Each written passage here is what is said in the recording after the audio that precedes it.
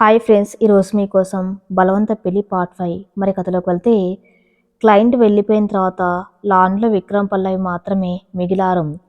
విక్రమ్కు పల్లవి కళ్ళకు చూడ్డానికి సిగ్గుగా అనిపించింది. తను రోజు ఆమెను మాటలతో చేతలతో అవమానిస్తూ ఉంటే ఆమె మాత్రం నలుగురి ముందు తన పరువును, తన వ్యాపారాన్ని కాపాడింది. తన తండ్రి పెంపకం గురించి తన ఇంట్లో హేళన చేస్తూ ఉంటే ఇక్కడ క్లయింట్ ఏమో ఆమె పెంపకాన్ని మెచ్చుకున్నారు. తన అహంకారం మొదటిసారి ఆమె వ్యక్తిత్వం ముందు తల వంచినట్లు అనిపించింది. విక్రమ్ పల్లవి దగ్గర నడిచాడు. ఇద్దరు కలిసి రిసార్ట్లోని పూల తోటల గుండా నడుస్తున్నారు. చల్లటి గాలికి పల్లవి పవిట ఎగురుతుంది. థ్యాంక్ యూ పల్లవి అన్నాడు విక్రమ్ మౌనాన్ని బద్దలు కొడుతూ. పల్లవి ఆగిపోయి తన వైపు చూస్తుంది. ఎందుకు? అక్కడ వాళ్ళ ముందు నన్ను కాపాడినందుకు. నువ్వు తలుచుకుంటే నా నిజస్వరూపం వాళ్లకు చెప్పి నా డీల్ క్యాన్సిల్ అయ్యేలా చేయొచ్చు. కానీ వాళ్ళు చేయలేదు. ఎందుకు? నేను నిన్ను ఇంట్లో అంత హింసిస్తున్నా, నన్నెందుకు డిఫెండ్ చేశావు అని ఆవేదనగా అడిగాడు విక్రమ్. పల్లవి కళ్ళల్లో నీళ్లు సిల్లు తిరిగాయి. కానీ పెదవుల మీద నవ్వు చిరగలేదు. ఎందుకంటే మీరు నా భర్త. మా నాన్నగారు నాకు ఒకటే నేర్పించారు. ఇంట్లో 4 గోడల మధ్య ఎన్ని గొడవలు ఉన్నాం, గుమ్మం దాటిన తర్వాత కట్టుకున్న వాడి పరువు భార్య చేతిలోనే ఉంటుంది అని. మీరు నా మీద పగతో నన్ను బానిసలా చూడొచ్చు, కానీ నేను మీకు భార్యగానే ఉంటాను. మీ పరువు తీసి నేను సాధించేది ఏముంది? మీరు అడిగినట్టే వాళ్ళ ముందు నాటకం ఆడాను కదా, సంతోషించండి అని చెప్పి ముందుకు నడవబోయింది పల్లవి. కానీ విక్రమ్ చటుక్కున ఆమె చేతిని పట్టుకుని ఆపాడు.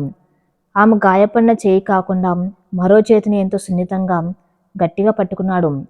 పల్లవి ఆగిపోయి ఆశ్చర్యంగా అతని వైపు చూస్తుంది.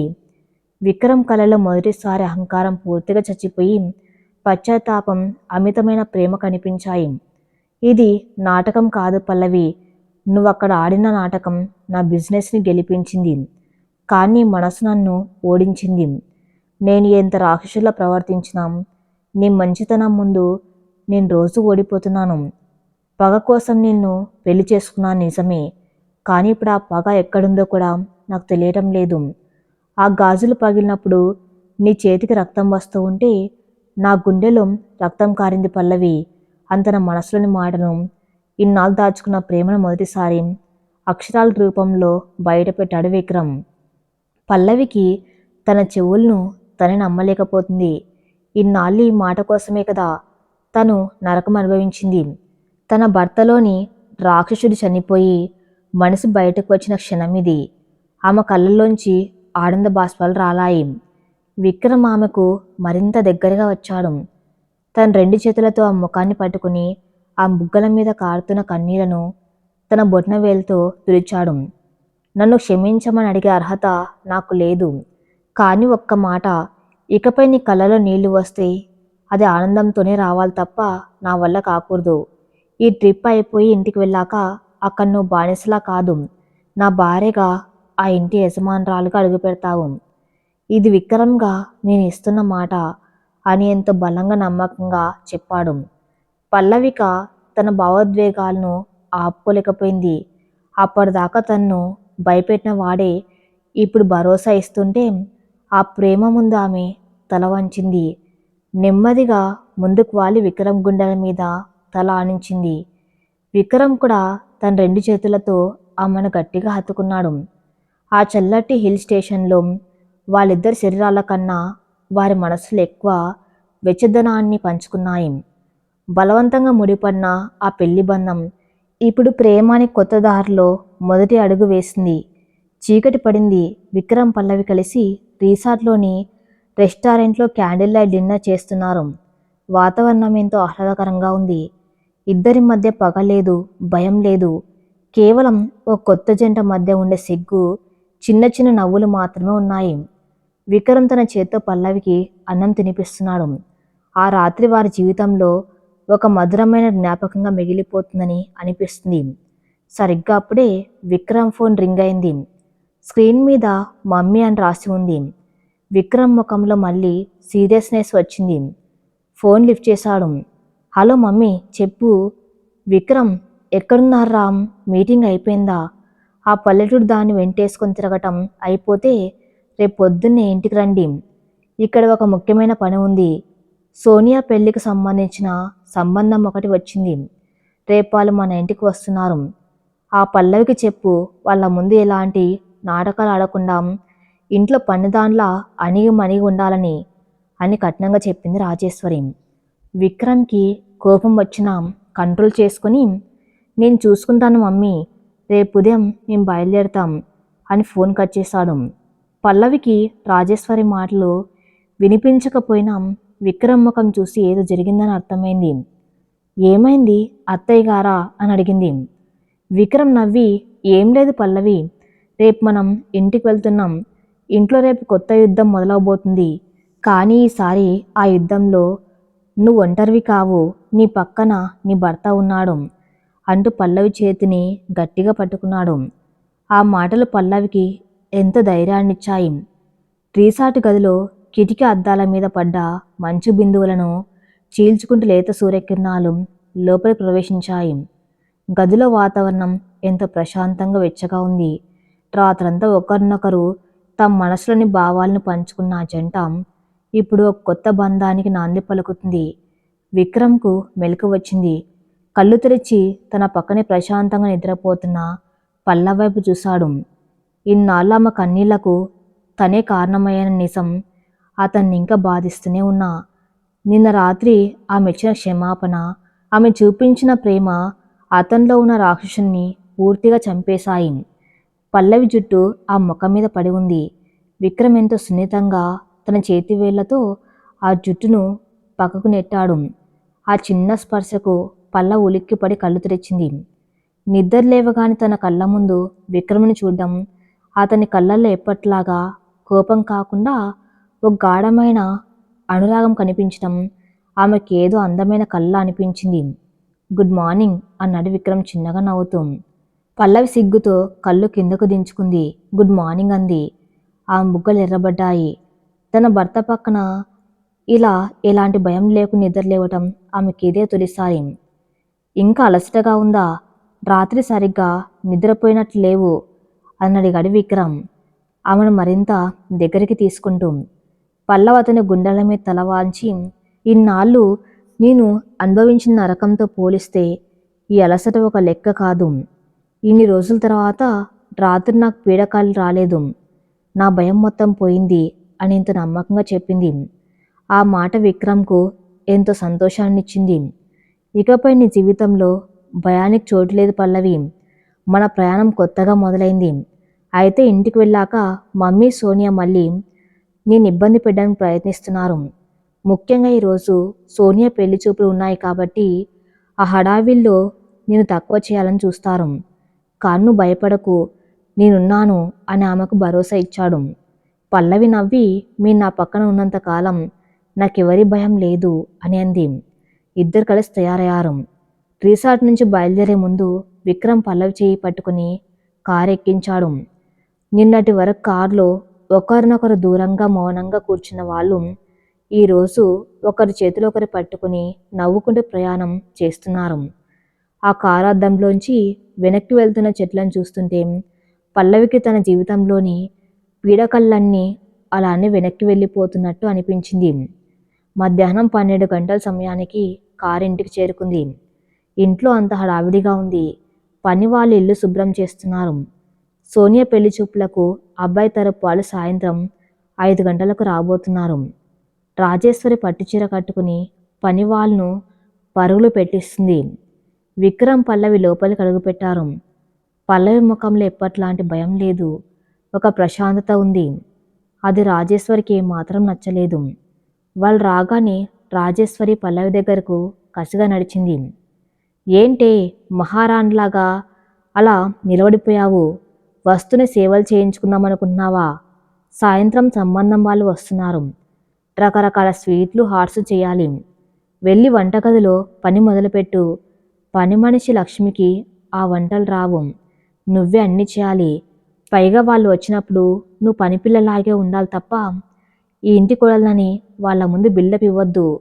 వాళ్లకు చాలా ఆస్తి ఉంది. నా కూతురు జీవితం నీ నీడపడి నాశనం అవ్వకూడదు అర్థమైందా అని తన పాత రాక్షత్వాన్ని మళ్ళీ ప్రదర్శించింది రాజేశ్వరి.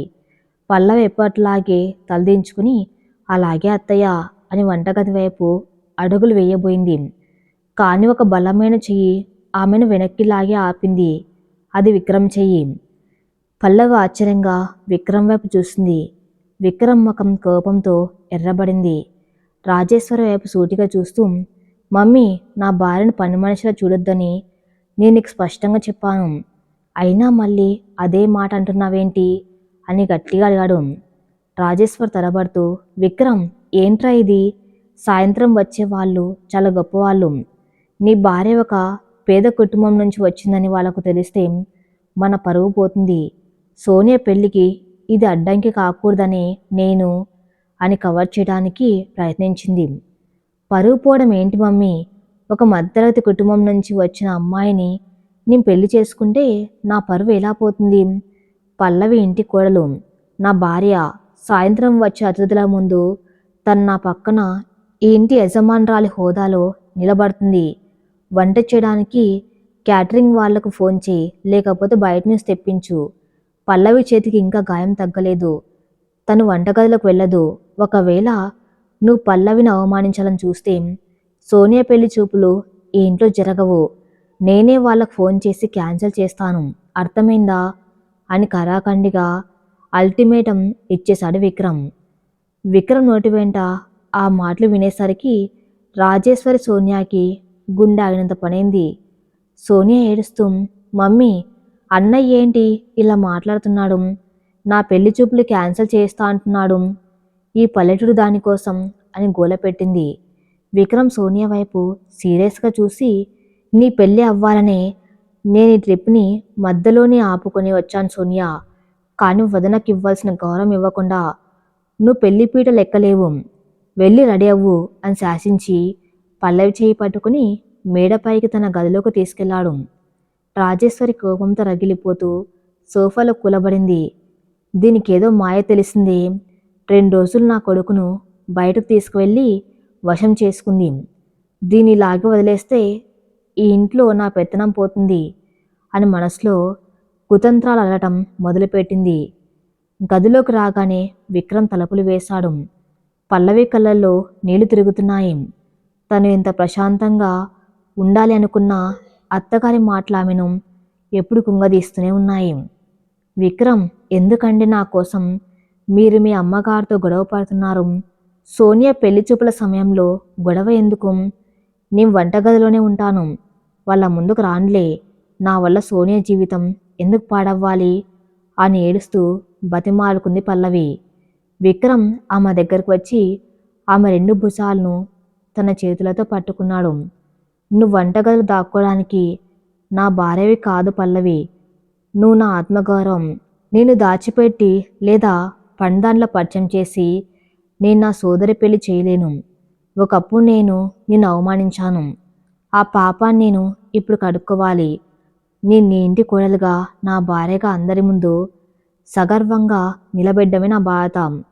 నువ్వెవరికి భయపడవలసిన అవసరం లేదు అని ఆమె కన్నీళ్లు తుడిచాడు. పల్లవి అతని గుండెల మీద తలవాల్చి రోధించింది. ఇన్నాళ్ళు తన తండ్రి కూడా ఇంతటి రక్షణ తనకివ్వలేదు. ఒక భర్తగా విక్రమ్ ఇప్పుడు ఆమె ప్రపంచంలోనే అత్యంత సురక్షితమైన ప్రదేశంగా మారాడు. సాయంత్రం 5 గంటలకు వాళ్ళు వస్తారు. నువ్వు రెడీ అవ్వడానికి నేను ఒక గిఫ్ట్ తెచ్చాను అంటూ విక్రమ్ తన సూట్ కేసులోంచి ఒక కవర్ తీశాడు. అందులోంచి ఒక అద్భుతమైన కాంజీవరం పట్టుచీర తీసి పల్లవి చేతిలో పెట్టాడు. అది ముదురు ఎరుపు, బంగారు రంగుల కలయికతో రాజసంగా మెరిసిపోతుంది. దానికి తగ్గట్టుగానే ఒక వజ్రాల నెక్లెస్ కూడా ఇచ్చాడు. కళ్యాణ మండపంలో ఆ రోజు నేను నీ మెల్లో బలవంతంగా పూలమాలలు వేశాను. కన్నీళ్లతో నువ్వు తాళి కట్టించుకున్నావు. ఈరోజు నా ప్రేమ గుర్తుగా ఈ చీర, ఈ నగలు ఇస్తున్నాను. ఈరోజు సాయంత్రం నువ్వు ఈ చీర కట్టుకొని ఈ ఇంటి మహాలక్ష్మిలా కిందకు రావాలి. ఇది నా కోరిక అని ఎంతో ప్రేమగా చెప్పాడు విక్రమ్. పల్లవి ఆ చీర నగలను తీసుకుని ఉద్వేగంతో తల ఊపింది. ఆ మన సంతోషంతో గాల్లో తేలిపోతుంది. సాయంత్రం 4:30 గంటలు. ఇల్లంతా పూలతో దీపాలతో అలంకరించబడి ఉంది. క్యాటరింగ్ వాళ్ళు వచ్చి రకరకాల వంటకాలు డైనింగ్ టేబుల్ మీద సర్దుతున్నారు. సోనియా ఖరీదైన డిజైనర్ లెహంగా ఒంటి నిండా నగలు వేసుకుని హాల్లో అటు ఇటు తిరుగుతుంది. రాజేశ్వరి పట్టుచీర కట్టుకుని అతిథుల కోసం ఎదురు చూస్తుంది. విక్రమ్ కూడా సాంప్రదాయబద్ధంగా పట్టుపంచే కుర్తా వేసుకొని కిందకు వచ్చాడు. అతని చూపులు పదే పదే మేడ మెట్ల వైపు వెళ్తున్నాయి. పల్లవి రాక కోసం ఆ కళ్ళు ఆరాటపడుతున్నాయి. అంతలో బయట కార్ల చప్పుడు వినిపించింది. అబ్బాయి తరపు వాళ్ళు వచ్చారు. అబ్బాయి పేరు వరుణ్. అతని తల్లిదండ్రులు పార్వతి, విశ్వేశ్వరరావు గారు ఎంతో సాంప్రదాయంగా హుందాగా కనిపిస్తున్నారు. వాళ్ళు లోపల రాగానే రాజేశ్వరి విక్రమ్ వాళ్ళకి స్వాగతం పలికారు. అందరూ సోఫాలో కూర్చున్నారు. కుశల ప్రశ్నలు పూర్తయిన తర్వాత వరుణ్ తల్లి పార్వతి గారు చుట్టూ చూస్తూ, అంత బాగుంది రాజేశ్వరి గారు. విక్రమ్ బాబుకి పెళ్ళైందని విన్నాము. మరి కొత్త కోడలు ఎక్కడ కనిపించడం లేదు, తన్ను కూడా పిలవండి అని అడిగాడు. రాజేశ్వరికి ఎక్కడలేని కోపం వచ్చింది. కానీ నవ్వు ముఖం పెట్టుకొని, అబ్బే తనకు కొంచెం ఒంట్లో బాగోలేదండి. పల్లెటూరు నుంచి వచ్చింది కదా, ఇక్కడి వాతావరణం పడక జ్వరంగా ఉందని పడుకుంది. మనం కార్యక్రమం మొదలు పెడదాం అని అబద్ధం చెప్పి పల్లవిని రాకుండా అడ్డుకోవాలని చూసింది. విక్రమ్ వెంటనే కల్పించుకోబోయాడు. కానీ సరిగ్గా అప్పుడే మేడపై నుంచి పల్లెటూరి పిల్ల కాదు, ఒక రాకుమార్ల ముస్తాబైన పల్లవి కిందకు దిగి వస్తుంది. అందరి కళ్ళు మెట్ల వైపు మళ్ళాయి. విక్రమ్ ఇచ్చిన ఎరుపు రంగు కాంచీవరం పట్టుచీరలు, మెడలో మెరుస్తున్న వజ్రాల నక్లెస్తో, నుదుటిన పెద్ద కుంకుమ బొట్టుతో పల్లవెంతో కలకల్లాడుతూ వస్తుంది. ఆమె నడకలో అణుకువ, ముఖంలో స్వచ్ఛమైన చిరునవ్వు ఉన్నాయి. అప్పటిదాకా వరుణ్ తల్లిదండ్రులు చూసిన సోనియా మోడ్రన్ లుక్ కన్నా పల్లవి సాంప్రదాయమైన రూపం వాళ్ళను అమితంగా ఆకట్టుకుంది. రాజేశ్వరి సోనియా పల్లవిని ఆ రూపంలో చూడగానే కళ్ళు కుట్టుకుపోయాయి. రాజేశ్వరి గుండెలో రాయిపడింది. ఒంట్లో బాగలేదన్నాను, ఇప్పుడు ఇలా దేవతల తయారయ్యి వస్తే నా పరువు ఏం కావాలి అని లోపల రగిలిపోతుంది. విక్రమ్ ముఖంలో ఎనలేని గర్వం కనిపించింది. పల్లవి నెమ్మదిగా కిందకు రాగానే విక్రమ్ స్వయంగా ముందుకు వెళ్ళి ఆమె చేయి పట్టుకుని వాళ్ళ దగ్గరకు తీసుకువచ్చాడు.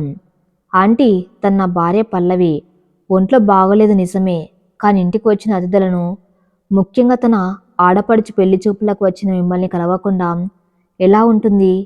విశ్రాంతి మానేసి మరీ వచ్చింది. తను మా ఇంటి మహాలక్ష్మి అని ఎంతో గర్వంగా రాజేశ్వరికి చెంపపెట్టు లాంటి మాటలతో పల్లవిని పరిచయం చేశాడు విక్రమ్. పార్వతి గారు లేచి నిలబడి పల్లవిని దగ్గరకు తీసుకున్నారు. చాలా అందంగా ఉన్నావమ్మా, నీ కళ్ళల్లో ఎంతో స్వచ్ఛత ఉంది. ఇలాంటి కోడలు రావటం రాజేశ్వరి గారి అదృష్టం. రామ్మ, నా పక్కన కూర్చో అంటూ పల్లవిని ఆప్యాయంగా సోఫాలో తన పక్కన కూర్చోబెట్టుకున్నారు పార్వతి గారు. రాజేశ్వరి కడుపులో కాలిపోతుంది.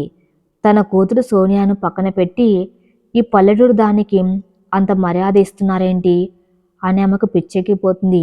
సోనియా అసూయగా చూస్తూ, మమ్మీ, వాళ్ళు నా పెళ్లి చూపులకు వచ్చారా లేక వధున్ను పొగడానికి వచ్చారా అని చిన్న గుసగుసలాడింది. కార్యక్రమం మొదలైంది. వరుణ్, సోనియా ఒకరినొకరు చూసుకున్నారు. సోనియా అతిగా మేకప్ వేసుకుని మోడ్రన్గా కనిపించడానికి ప్రయత్నించడం వరుణ్ తల్లిదండ్రులకు అంతగా నచ్చలేదని వాళ్ళ ముఖాలు స్పష్టంగా తెలుస్తుంది. వాళ్ళు సాంప్రదాయమైన కోడల్ని కోరుకున్నారు. పార్వతి గారు సోనియాతో మాట్లాడుతూ, అమ్మ సోనియా, నీకు వంటలు చేయడం వచ్చా? పండగలకు పూజలు ఎలా చేయాలో తెలుసా అని అడిగారు. సోనియా కంగారు పడి, అవి నాకు వంట పెద్దగా రాదా ఆంటీ, అయినా ఇంట్లో పని వాళ్ళు ఉంటారు కదా, పూజలంటే మమ్మీ చూసుకుంటుంది అని నిర్లక్ష్యంగా సమాధానం చెప్పింది. విశ్వేశ్వరరావు గారు కొద్దిగా అసంతృప్తిగా, అదేంటమ్మా, పని వాళ్ళు ఉన్న ఇంటి ఇల్లాలు స్వయంగా వండి పెడితేనే ఆ ఇంట్లో లక్ష్మీదేవి ఉంటుంది. మీ వదిన పల్లవిని చూడు ఎంత పద్ధతిగా ఉందో. పల్లవి, నువ్వు వంటలు చేస్తావమ్మా అని అడిగారు. పల్లవి వినయంగా నవ్వి, అవునంకుల్, నాకు వంట చేయడం అంటే ఇష్టం. మా నాన్నగారికి రోజు నేనే స్వయంగా వండి పెట్టేదాన్ని. ఇక్కడ కూడా విక్రమ్ గారికి నా చేతి వంట అంటేనే ఇష్టం అని ఎంతో సంస్కారవంతంగా చెప్పింది. విక్రమ్ పల్లవి వైపు ఎంతో ప్రేమగా చూశాడు. పార్వతి గారు సంతోషంగా పల్లవిని మెచ్చుకున్నారు. చూసావా రాజేశ్వరి గారు, పల్లవిని చూసి సోనియా చాలా నేర్చుకోవాలి. మీ పెంపకం కన్నా పల్లవి వాళ్ళ నాన్నగారి పెంపకం చాలా గొప్పగా ఉంది. పల్లవి లాంటి అమ్మాయి మా ఇంటికి కోడలుగా వస్తే బాగుంటుందనిపిస్తుంది. అంత మనసులోని మాటను నిర్మోహమాటంగా చెప్పేశారు. ఆ మాటలు రాజేశ్వరి గుండెల్లో బాకుల్లా దించాయి. తన పెంపకాన్ని తక్కువ చేసి తాను అసహించుకునే కోడల్ని ఆకాశానికి ఎత్తేస్తూ ఉంటే ఆమెకు ఊపిరాడడం లేదు. సోనియా కళ్ళల్లో నీళ్లు తిరిగాయి. తన పెళ్లి చూపుల్లో తన్ను పక్కన పెట్టి పల్లవిని హైలైట్ చేయడం ఆమె ఎగోని దెబ్బతీసింది. అది కాదు పార్వతి గారు, సోనియా కూడా అన్నీ నేర్చుకుంటుంది. అయినా పల్లవికి పనులు చేయడం అలవాటు కదా అని రాజేశ్వరి ఏదో కవర్ చేయబోయింది. కానీ విక్రమ్ అడ్డుకొని, ఖచ్చితంగా ఆంటీ, సోనియాకి పల్లవి అన్నీ నేర్పిస్తుంది. ఒక ఆడపిల్ల ఎలా ఉండాలో పల్లవిని చూస్తే అర్థమవుతుంది. సోనియా అదృష్టవంతురాలు, పల్లవి లాంటి వదిన దొరికినందుకు అని పల్లవి స్థాయిని మరింత పెంచేశాడు. వరుణ్ కుటుంబం సంతోషంగా అక్కడి నుంచి వెళ్ళిపోయారు. సంబంధం వాళ్లకు నచ్చినట్టే అనిపించినా వాళ్ళ మనసులో మాత్రం పల్లవ్ వదిలిన ఇంప్రెషన్ బాగా బలంగా ఉండిపోయింది. వాళ్ళు వెళ్ళగానే రాజేశ్వరి ఇంట్లో అగ్నిపర్వతంలా బద్దలైంది. డైనింగ్ టేబుల్ మీద ఉన్న గ్లాసును విసిరి కొట్టింది. ఏంటే నీ నాటకాలు, కావాలని వాళ్ళ ముందు అలా తయారై వచ్చి నా కూతురిని తక్కువ చేశావు కదా. నా పెంపకం వంకపెట్టేలా చేశావు. దీనికేదో మాయ తెలుసు విక్రమ్. చూసావా, వాళ్ళు నా కూతుర్ని వదిలేసి దీన్నే పొగిడారు. ఇదంతా ఈ పల్లెటూరు దాని కుట్ర అని పల్లవి మీదకు దూసుకువచ్చింది రాజేశ్వరి. సోనియా ఏడుస్తూ, అవును మమ్మీ, వదిన కావాలని నన్ను డామినేట్ చేయడానికి ఆ పట్టుచీర కట్టుకుని వచ్చింది. నా పెళ్లి చెడగొట్టాలని వాళ్ళ ముందు అంత వినయంగా నటించింది అని గోల పెట్టింది. పల్లవి భయంతో విక్రమ్ వెనకాల దాక్కుంది. విక్రమ్ కోపంగా రాజేశ్వరి వైపు తిరిగి, మమ్మీ, నోరు అదుపులో పెట్టుకుని మాట్లాడు. తన నాటకాలు ఆడలేదు. వాళ్ళు అడిగిన దానికి మర్యాదగా సమాధానం చెప్పింది అంతే. వాళ్ళు నిన్ను విమర్శించారంటే దానికి కారణం నీ పెంపకం పల్లవి కాదు. సోనియాకి ఏది రాకపోవటం పల్లవి తప్ప. తను కట్టుకున్న చీర, వేసుకున్న నగలు నేనిచ్చాను. తన భార్య హోదాలో కిందకు వచ్చింది. దీంట్లో పల్లవి చేసిన తప్పు ఏమీ లేదు. ఇక ముందు పల్లవి మీద ఒక్క మాటన్నా నేను సహించను. పద పల్లవి అని పల్లవి చేయి పట్టుకుని కరాఖండిగా తల్లికి బుద్ధి చెప్పి మేడపైకి వెళ్ళిపోయాడు. రాజేశ్వరి కోపంతో వణికిపోతుంది. ఇలా కాదు, వీడు నా మాట వినే పరిస్థితుల్లో లేడు. ఈ పల్లవి కాని ఇంట్లో ఉంటే నా కొడుకు నాకు కాకుండా పోతాడు. నా కూతురి పెళ్ళి అవ్వదు. దీన్ని ఎలాగైనా నా కొడుకు దృష్టిలో దోషిగా నిలబెట్టాలి.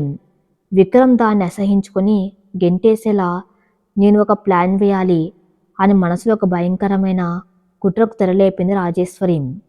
పెళ్లి చూపుల హడావిడి ముగిసిన మరుసటి రోజు ఉదయం ఇంట్లో వాతావరణం పైకి ప్రశాంతంగా కనిపిస్తున్న రాజేశ్వరి మనసులో మాత్రం అగ్నిపర్వతం బద్దలవుతుంది. రాత్రంతా ఆమెకు నిద్రలేదు. తన కళ్ళ ముందే తన కూతుర్ని కాదని తను అసహించుకునే కోడల్ని అతిథుల ఆకాశానికి ఎత్తేయటం ఆ అహంకారాన్ని నిలువున దహించి వేసింది. వీటన్నిటికి మించి తన కొడుకు విక్రమ్ పల్లవికి ఒక రక్షణ కవచంలా నిలబడ్డం ఆమెను మరింత కలవరపెడుతుంది. పల్లవి ఇంట్లో ఇలాగే ఉంటే విక్రమ్ పూర్తిగా తన చేయి జారిపోతారని, సోనియా పెళ్లి కూడా పల్లవి కనుసన్నల్లోనే జరుగుతుందని రాజేశ్వరి భయపడుతుంది. ఎలాగైనా పల్లవిని ఈ ఇంటి నుంచి గెంటేయాలి. విక్రమ్ మనసులో పల్లవి మీద ఉన్న నమ్మకాన్ని సమూలంగా నాశనం చేయాలి. ఇదే ఆమె ఏకైక లక్ష్యంగా మారింది. మరోవైపు విక్రమ్ పల్లవిల మధ్య బంధం ఒక అందమైన పూల తీగలా అల్లుకుంటుంది. పల్లవి ఇప్పుడు పాత పల్లవి కాదు. ఆమె కళ్ళల్లో భయం స్థానంలో భర్త పట్ల ఆరాధన, ఆ ఇంటి యజమానురాలి హోదా తాలూకు ఆత్మవిశ్వాసం కనిపిస్తున్నాయి. విక్రమ్ కూడా ఆఫీస్ పనుల కంటే పల్లవితో గడపడానికి ఎక్కువ ఇష్టపడుతున్నాడు. ఆమె చిరునవ్వు అతని రోజంతా పడి అలసటను మాయం చేస్తుంది.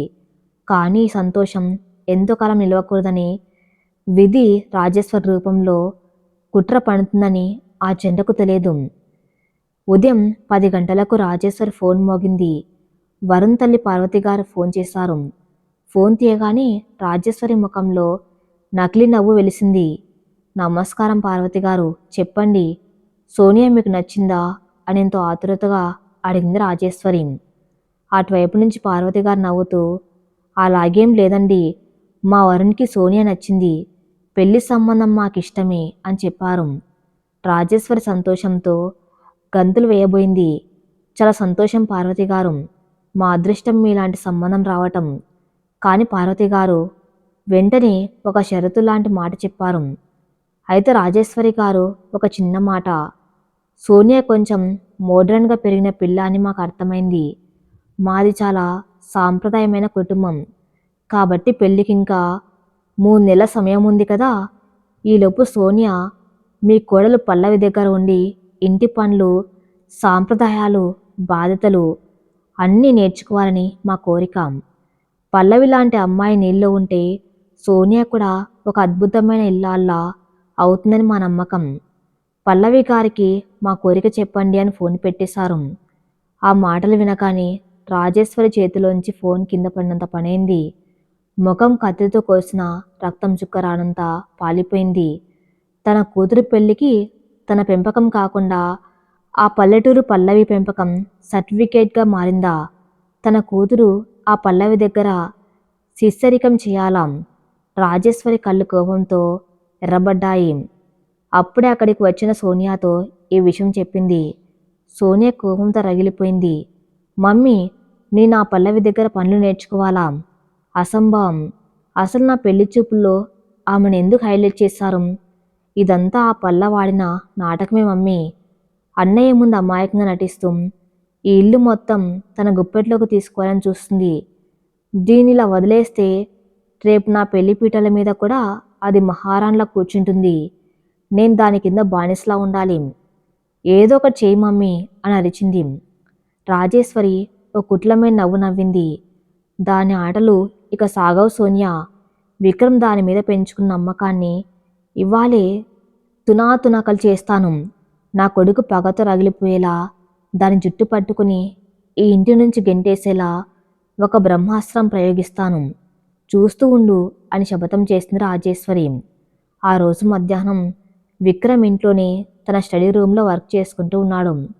అతనికి ఒక వారం తర్వాత ఒక భారీ ప్రభుత్వ కాంట్రాక్ట్ కోసం టెండర్ వేయవలసి ఉంది. ఆ టెండర్కి సంబంధించిన అమౌంట్, కొటేషన్స్ అన్నీ ఉన్న ఒక అత్యంత రహస్యమైన ఫైల్ అతని టేబుల్ మీద ఉంది. ఆ ఫైల్లోని కొటేషన్ డీటెయిల్స్ బయటకు లీక్ అయితే విక్రమ్ కాపీరైట్స్ తక్కువ కోట్ చేసి ఆ 100 కోట్ల టెండర్ని దక్కించుకుంటారు. ఆ ఫైల్ ప్రాముఖ్యత రాజేశ్వరికి బాగా తెలుసు. విక్రమ్ స్నానానికి వెళ్ళిన సమయం చూసి రాజేశ్వర్ నెమ్మదిగా స్టడీ రూమ్లోకి అడుగుపెట్టింది. టేబుల్ మీద ఉన్న ఆ ఎర్రటి కాన్ఫిడెన్షియల్ ఫైల్ని తీసుకుని తన చీరకొంగులు దాచుకుని బయటకు వచ్చేసింది. నేరుగా పల్లవి గదిలోకి వెళ్ళింది. పల్లవి ఆ సమయంలో వంటగదిలో పని మనిషి లక్ష్మితో మాట్లాడుతుంది. పల్లవి గదిలో ఆ బట్ట సర్దుకునే సూట్ కేసు ఉంది. రాజేశ్వర్ ఆ సూట్ కేసు తెరిచి పల్లవి పాదచీర మధ్యలో ఆ ఫైల్ని జాగ్రత్తగా దాచిపెట్టి సూట్ కేసు క్లోజ్ చేసి ఏమెరగని దాంట్లో కిందకు వచ్చేసింది. ఆ తర్వాత వెంటనే తన వియ్యంకుడు పల్లవి తండ్రి అయిన రామచంద్రరావు గారికి ఫోన్ చేసింది రాజేశ్వరి. హలో వియ్యంకుడు గారు, ఎలా ఉన్నారు? అంత కులాసనే కదా అని ఎంతో ఆప్యాయంగా పలకరించింది. రామచంద్రరావు ఆశ్చర్యపోయాడు. విక్రమ్ తల్లి తనతో ఇంత ఆప్యాయంగా మాట్లాడడం ఇది తొలిసారి. చాలా బాగున్నాను వదిన గారు, అంత విక్రమ్ బాబు చలివే. అదేంటండి అలా అంటారు? మనమంతా ఒక కుటుంబం. సోనియాకు సంబంధం కుదిరింది. ఆ సంతోషం మీతో పంచుకోవాలని ఫోన్ చేశాను. పల్లవి కూడా మిమ్మల్ని చూడాలని ఒకటే బెంగ పెట్టుకుంది. మీరెందుకు ఇవాళ సాయంత్రం ఒకసారి మా ఇంటికి రాకూడదు? వచ్చి భోజనం చేసి వెళ్ళండి అని ఎంతో ప్రేమగా నటించి ఆహ్వానించింది. కూతుర్ని చూడొచ్చన్న సంతోషంతో రామచంద్రరావు వెంటనే తప్పకుండా వస్తాను వదిన గారు, సాయంత్రం కల్లా అక్కడ ఉంటానని చెప్పి ఫోన్ పెట్టేశాడు. రాజేశ్వర్ నవ్వుతూ సోనియా వైపు చూసింది. చూసావా సోనియా, ట్రాప్ సెట్ అయింది. ఇప్పుడు అసలు నాటకం మొదలవుతుంది. ఈరోజు సాయంత్రం ఆ పల్లవి జీవితం శాశ్వతంగా అంధకారంలో కలిసిపోతుంది. అంది కుట్రపూరితంగా. సాయంత్రం 4 గంటలు. రామచంద్రరావు ఆటో దిగి ఇంట్లోకి వచ్చాడు. పల్లవి తన తండ్రిని చూడగానే ఆనందంతో పరిగెత్తుకుంటూ వెళ్ళి ఆయన్ని హత్తుకుంది.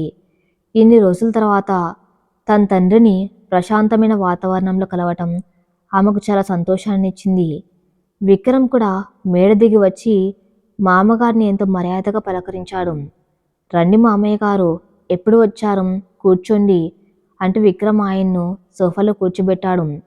ఇదంతా చూస్తున్న రామచంద్రరావు గారికి తన అల్లుల్లో వచ్చిన మార్పు స్పష్టంగా అర్థమై తన కూతురి జీవితం కుదుట పడిందని మనసులో దేవుడికి దండం పెట్టుకున్నాడు. రాజేశ్వరి పల్లవి దగ్గరికి వచ్చి, పల్లవి, నాన్నగారు వచ్చారు కదా, మీ ఇద్దరు మాట్లాడుకోండి. ఈ రాత్రికి నాన్నగారిని ఇక్కడే పడుకోమని చెప్పు. ఆయనకేదైనా మంచి జ్యూస్ చేసి తీసుకురా అని ఎంతో ప్రేమగా చెప్పి అక్కడి నుంచి వెళ్ళిపోయింది. అత్తగారిలో వచ్చిన ఈ ఆకస్మిక మార్పు పల్లవి కొద్దిగా ఆశ్చర్యాన్ని కలిగించిన తన తండ్రి ముందు ఆమె పరువు తీయకుండా మర్యాదగా ప్రవర్తిస్తుందని సంతోషించింది. విక్రమ్ రామచంద్రరావు కొద్దిసేపు బిజినెస్ విషయాలు మాట్లాడుకున్నారు. విక్రమ్కు రామచంద్రరావు బిజినెస్లో కొద్దిగా నష్టాలు వస్తున్నాయని, ఆయన కాంపిటీటర్స్ వల్ల ఇబ్బంది పడుతున్నారని తెలుసుకున్నాడు. తను సాయం చేస్తానని కూడా విక్రమ్ మాట ఇచ్చాడు. సరిగ్గా అప్పుడే విక్రమ్కి ఒక ఇంపార్టెంట్ ఫోన్ కాల్ వచ్చింది. అది తన మేనేజర్ దగ్గర నుంచి. సార్, రేపు ఉదయాన్నే మనం టెండర్ ఫైల్ సబ్మిట్ చేయాలి. ఆ కొటేషన్ ఫైల్ మీ దగ్గరే ఉంది కదా, ఒకసారి అందులో ఫిగర్స్ క్రాస్ చెక్ చేయాలి. అర్జెంటుగా ఫైల్ చూడండి సార్ అని చెప్పాడు మేనేజర్. ఓకే, నేను ఇప్పుడే స్టడీ రూమ్కి వెళ్ళి ఫైల్ చూసి నీకు ఫిగర్స్ చెబుతాను అని ఫోన్ పెట్టుకుని స్టడీ రూమ్లోకి వెళ్ళాడు విక్రమ్. స్టడీ రూమ్లోకి వెళ్ళిన విక్రమ్ తన టేబుల్ మీద చూశాడు. అక్కడ ఆ ఎర్రటి ఫైల్ లేదు. డ్రాయర్స్ అన్ని వెతికాడు, ఎక్కలేదు. ఫైల్ ఖచ్చితంగా అక్కడే పెట్టానని అతనికి నమ్మకం ఉంది. ఇల్లంతా వెతికాడు. టెన్షన్ మొదలైంది. ఆ ఫైల్ లేకపోతే 100 కోట్ల టెండర్ చేజారిపోతుంది. పైగా ఆ సీక్రెట్ కొటేషన్స్ వేరే వాళ్ళ చేతికి వెళ్తే బిజినెస్లో పెద్ద దెబ్బ. విక్రమ్ కంగారుగా హాల్లోకి వచ్చాడు. పల్లవి, మమ్మీ, ఎవరైనా నా స్టడీ రూమ్లోకి వెళ్ళారా? అక్కడ నా టేబుల్ మీద ఉన్న ఒక ఇంపార్టెంట్ రెడ్ కలర్ ఫైల్ కనిపించడం లేదు అని గట్టిగా అడిగాడు. పల్లవి వంటగదిలోంచి బయటకు వచ్చి, లేదు విక్రమ్, నేను ఉదయం నుంచి అటువైపు వెళ్ళలేదు. నేను ఒకసారి వెతుకుతాను, ఆగండి అంటూ పల్లవి కూడా ఇల్లంతా వెతకడం మొదలుపెట్టింది. రామచంద్రరావు కూడా కంగారు పడి, ఏమైంది బాబు, అంత ముఖ్యమైన ఫైలా అని అడిగాడు. ఇదే సరైన సమయం అనుకొని రాజేశ్వర్ నెమ్మదిగా విక్రమ్ దగ్గరికి వచ్చి ఏమెరగని అమాయకురాల్లా ముఖం పెట్టింది. విక్రమ్, ఏమనుకోకపోతే ఒక మాట. మధ్యాహ్నం పల్లవి నీ స్టడీ రూమ్లోంచి బయటకు రావటం నేను చూశాను. బహుశా గది శుభ్రం చేయడానికి వెళ్ళి ఆ ఫైల్ ఎక్కడైనా పెట్టిందేమో. అయినా ఇల్లంతా వెతికారు కదా, ఒకసారి పల్లవి గదిలో తన సూట్ కేసులో ఎక్కడైనా పొరపాటున పెట్టిందేమో అడిగి చూడు అని అనుమానం బీజం నాటింది రాజేశ్వరి. పల్లవి షాక్ అయింది. అత్తయ్య, నేనెందుకు వెళ్తాను స్టడీ రూమ్లోకి? నాకు ఇలాంటి ఫైల్ కనిపించలేదు. నా సూట్ కేసులో నేనెందుకు పెడతాను అని కంగారుగా అంది. కానీ రాజేశ్వర్ ప్లాన్ చాలా పకడ్బందీగా ఉంది. ఆమె రామచంద్రరావు వైపు చూసి, అది కాదు పల్లవి, మీ నాన్నగారి బిజినెస్ బాగోలేదని, ఎవరో కాంపిటీటర్స్ ఆయన్ని ఇబ్బంది పెడుతున్నారని ఆయన ఇందాక విక్రమ్తో చెబుతూ ఉంటే విన్నాను. బహుశా మీ నాన్నగారికి సహాయం చేయడానికి ఆ ఫైల్ గురించి నువ్వేమైనా అని మాట మధ్యలో ఆపేసింది. ఆమె వేసిన బాణం సరిగ్గా విక్రమ్ మెదడుకు తగిలింది. విక్రమ్ మెదడులో ఒక్కసారిగా అలజడి మొదలైంది. పల్లవి మీద ఇప్పుడిప్పుడే నమ్మకం కలుగుతుంది. కానీ రాజేశ్వర్ అన్న మాటలు లాజిక్గా అనిపించాయి. రామచంద్రరావు బిజినెస్ కష్టాల్లో ఉంది. పల్లవికి తన తండ్రి ప్రాణాలే ముఖ్యం. తన పగను తప్పించుకోవడానికి, తన తండ్రి బిజినెస్ని కాపాడుకోవడానికి పల్లవి ఇదంతా ఒక నాటకంగా ఆడిందాం. ఇన్నాళ్ళు తను చూపించిన ప్రేమ, నిన్న రిసార్ట్లో తన పరువు కాపాడడం అన్నీ కేవలం తన నమ్మకాన్ని గెలుచుకుని ఈ ఫైల్ని దొంగలించి తన తండ్రికి ఇవ్వడానికా? విక్రమ్ ముఖంలో కోపం నరనరాల్లో పొంకొచ్చింది. ఏం మాట్లాడకుండా గబాగబా మేడమెట్లు ఎక్కి పల్లవి గదిలోకి వెళ్ళాడు. వెనకాలే పల్లవి, రాజేశ్వరి, రామచంద్రరావు కూడా వెళ్ళారు.